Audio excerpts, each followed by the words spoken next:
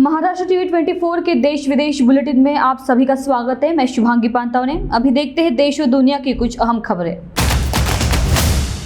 कोविड-19 की दूसरी लहर के दौरान आंध्र प्रदेश में संक्रमण के सर्वाधिक नए मामले सामने आए। आंध्र प्रदेश में मार्च से लेकर सितंबर 2020 के बीच कोविड-19 की पहली लहर के दौरान मामले 5 लाख के पार चले गए थे, लेकिन दूसरी लहर के दौरान अकेले मई 2021 में 5.71 लाख मामले सामने आए हैं। 25 मई तक हर 5 दिन में 1 लाख मामले सामने आए। स्वास्थ्य विभाग के आंकड़ों के अनुसार राज्यों में एक महीने में 5.46 लाख लोग संक्रमण मुक्त हुए और 2,877 लोगों की इससे मौत हुई। इंडोनेशिया के सुदूर पूर्वी पापुआ प्रांत में कई गिरजाघरों में हमले की साजिश रचने के आरोप में 11 संदिग्ध आतंकवादियों को गिरफ्तार किया गया है। इंडोनेशिया पुलिस ने इस बारे में बताया। मैरो के जिला पुलिस के प्रमुख उंतुंग सांगाजी ने बताया कि शुक्रवार को आतंकवाद निरोधी दस्ते ने प्रांत में हमलों की साजिश की खुफिया जानकारी के आधार पर पापुआ के मैरो के जिले में कई जगह छापेमारी कर 10 संदिग्धों को गिरफ्तार किया। इसके बाद कई स्थानों से विस्फोटकों के लिए रसायन, एयरगन, जिहादी किताबें और सुनियोजित हमलों से जुड़े दस्तावेज आदि भी बरामद किए गए।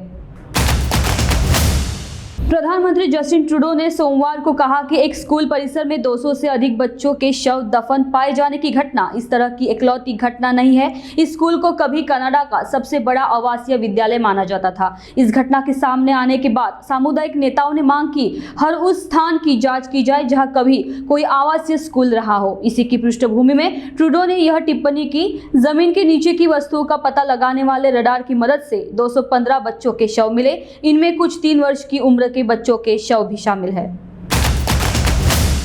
कर्नाटक में वेंटिलेटर पर डाले गए कोविड-19 रोगियों के इलाज के लिए केंद्रीय कोटे के तहत प्रतिदिन 1,200 टन तरल चिकित्सा ऑक्सीजन LMO की मांग की तुलना में राज्यों को काफी कम आपूर्ति हो रही है। अधिकारियों ने बताया कि मुख्यमंत्री BS येदियुरप्पा द्वारा केंद्र सरकार को पत्र लिखे जाने और कर्नाटक उच्च न्यायालय द्वारा राज्यों के हिस्से की ऑक्सीजन आपूर्ति के निर्देश दिए जाने के बावजूद यह स्थिति है। मनुष्य के बर्ड फ्लू के H10N3 स्वरूप स्ट्रेन से संक्रमित होने का पहला मामला चीन के पूर्वी प्रांत जियांगसू में सामने आया है। चीन के राष्ट्रीय स्वास्थ्य आयोग ने मंगलवार को यह जानकारी दी। सरकारी CGNT टीवी ने बताया कि झेनजियांग शहर के 41 वर्षीय मरीज की हालत स्थिर है और उसे अस्पताल से छुट्टी दी जा सकती है। स्वास्थ्य प्राधिकारियों ने इस संक्रमण को ज्यादा तवज्जो नहीं देते हुए कहा कि यह मुर्गी से मनुष्यों में वायरस फैलाने का छोटा मामला है और इससे महामारी फैलने का खतरा बहुत कम है। कांग्रेस महासचिव प्रियंका गांधी वाड्रा ने केंद्र सरकार की टीकाकरण नीति को विफल करार देते हुए मंगलवार को आरोप लगाया कि सरकार की दिशाहीनता के कारण ही टीके का उत्पादन और वितरण दोनों चौपट हो गया है। उन्होंने सरकार से प्रश्न पूछने की अपनी श्रृंखला जिम्मेदार कौन के तहत किए गए फेसबुक पोस्ट में यह दावा भी किया कि केंद्र सरकार की नीति के चलते इस वक्त देश में टीके के अलग अलग दाम है तथा इंटरनेट एवं दस्तावेजों से वंचित लोगों को टीका लगाने की कोई व्यवस्था नहीं की गई है।